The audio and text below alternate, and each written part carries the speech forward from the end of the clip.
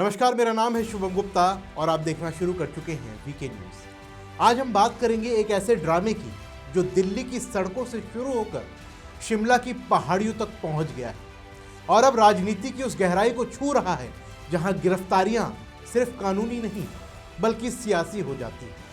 3 युवा कांग्रेस कार्यकर्ता सौरभ, सिद्धार्थ और अरबाज खान एक ऐसे प्रोटेस्ट में शामिल थे जिसने देश की छवि को अंतर्राष्ट्रीय मंच पर बदनाम किया और अब उनकी गिरफ्तारी के इर्द गिर्द 21 घंटे का ऐसा हाई वोल्टेज ड्रामा चला कि दिल्ली पुलिस और हिमाचल पुलिस आमने सामने आ गई। अपहरण की एफआईआर, सड़क पर रोक टोक, मेडिकल टेस्ट, ट्रांजिट रिमांड, ये सब कुछ फिल्मी लगता है लेकिन हकीकत है। और सबसे बड़ा सवाल कि हिमाचल में कांग्रेस की सरकार होने के बावजूद या शायद उसी की वजह से ये आरोपी क्यों छुपाए गए, दिल्ली पुलिस लेकर जाने लगी तो हिमाचल पुलिस क्यों पहुंची और ड्रामा क्यों शुरू किया गया। क्या कांग्रेस इन बदनामी फैलाने वालों को बचा रही है? आइए इस पूरी कहानी को धीरे धीरे समझते हैं, क्योंकि ये सिर्फ गिरफ्तारियों की खबर नहीं है, ये राजनीति में नैतिकता की गिरावट और सत्ता के दुरुपयोग पर सवाल है। सबसे पहले आप देखिए कि पूरा मामला है क्या। एआई इम्पैक्ट समिट में शर्टलेस प्रोटेस्ट हुआ, ये तो हमने और आपने भी देखा।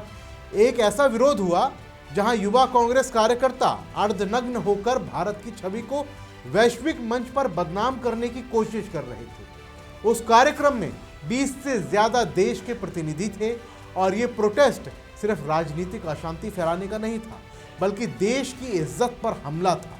दिल्ली पुलिस ने इस मामले में 11 लोगों को गिरफ्तार किया, लेकिन 3 आरोपी सौरभ, सिद्धार्थ और अरबाज शिमला के रोहड़ू में छिपे हुए थे। 25 फरवरी की सुबह 9 बजे दिल्ली पुलिस की स्पेशल सेल की टीम 4 गाड़ियों के साथ वहां पहुंची और चिरगांव मंडी रिजॉर्ट से इन्हें गिरफ्तार किया गया। लेकिन यहीं से ड्रामा शुरू हो गया। हिमाचल पुलिस को खबर मिली और उन्होंने दिल्ली पुलिस की गाड़ियां रोक दी। आईएसबीटी शिमला सोदी बॉर्डर धर्मपुर में कई घंटों तक यह हाई वोल्टेज ड्रामा चला। हिमाचल पुलिस ने दिल्ली पुलिस पर ही अपहरण की एफआईआर दर्ज कर डाली, जिसके बाद 21 घंटे तक ये टकराव चला। तर्क वितर्क रोक टोक के बाद शाम 4 बजे हिमाचल पुलिस ने कस्टडी ली और 5 बजे एसीजेएम कोर्ट में उन्हें पेश किया गया। दिल्ली पुलिस को लंबी बहस के बाद ट्रांजिट रिमांड मिला, लेकिन फिर उन्हें शोधी पर रोका गया। रात 11:30 बजे तीनों आरोपियों का मेडिकल टेस्ट रिपन हॉस्पिटल में हुआ, फिर जज के घर पर उन्हें पेश किया गया। आखिरकार 26 फरवरी की सुबह करीब 5:50 पर दिल्ली पुलिस शिमला से निकली और हरियाणा पंजाब होते हुए वो दिल्ली पहुंची।